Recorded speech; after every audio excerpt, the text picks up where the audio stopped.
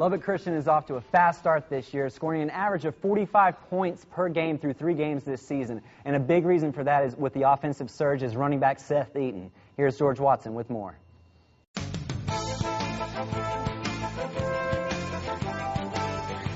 Okay, thanks, Travis. We're back here with City Player of the Week, Seth Eaton from Lubbock Christian. Seth, another big game for the Eagles this week. You guys are 3-0. Looks like you guys have kind of picked up where you left off.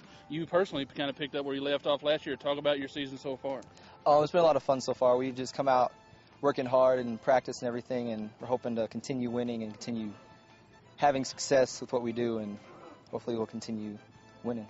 Now, a big season last year, so a lot of people were putting expectations on you.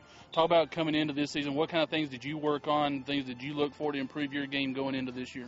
All summer, there was a lot of expectations on me, and it didn't really get to me. I just came out, I want to play my game. All summer I've been with all my teammates. We went up to Body Work somewhere, we lift, get stronger, do whatever we can to just do as good as we can this season. That's all last year, so got off the bang. Now, talking with Coach Haley, that's one of the things he mentioned, that you kind of gotten stronger in the legs and maybe even all over, and kind of maybe not so much change your running style, but kind of add to it, being able to run up the middle. Was that a focus for you going into the offseason to go into the season, a little bigger, better, and stronger? Yeah, I realized through the season I was more of a finesse runner trying to get around people. This year I want to be able to add being able to go through people to my game, and that really helps me out a lot so far. I've been able to get more yards that way. So.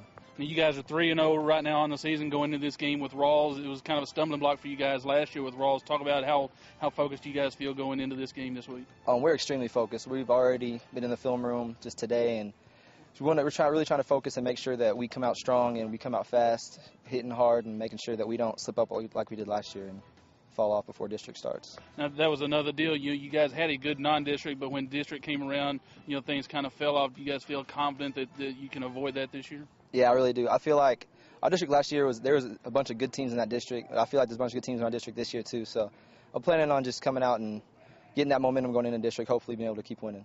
Well, if Seth Eaton continues doing what he's doing and the Eagles keep doing what they're doing, then they should have no problem getting back into the playoffs. Travis, back to you.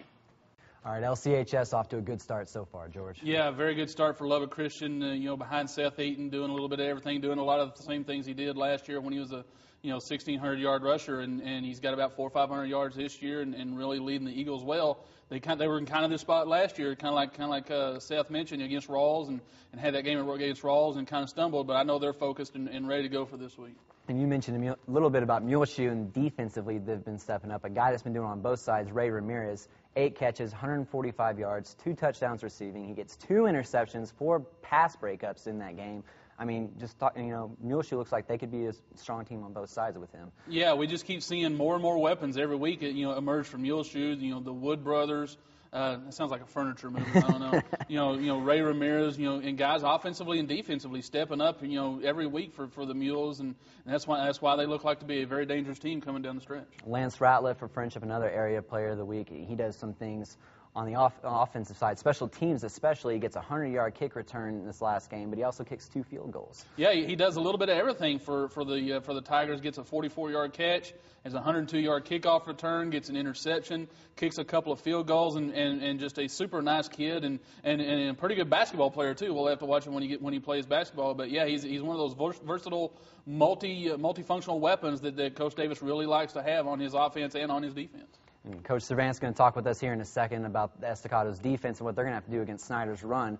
Offensively, though, Kyle Jackson showing the player that we thought he would be this season with this past win. Absolutely. Kyle had a very good game. He put up some better stats, I'm sure, the first couple games, but in the way they directed the offense and led the team, on scoring drives, when they had to have it, he did it both running and passing, hit some key passes, had a few drops where he'd have probably had a little more, but did a very good job in rallying his troops and being the kind of leader that Coach Cervant needs out there on the field, leading the Estacado Matadors to the win, going into a big game against Snyder this week. Yeah, 2 passing touchdowns and, of course, the 2 rushing touchdowns in the end. All right, when we come back, we'll visit with Coach Cervant and take a little bit of a look at the Matadors and their game next week against Snyder when we're back in the Fever. Hi, I'm Jay Novacek, former tight end for the Dallas Cowboys. For all your highlights and scores, go to LoneStarVarsity.com.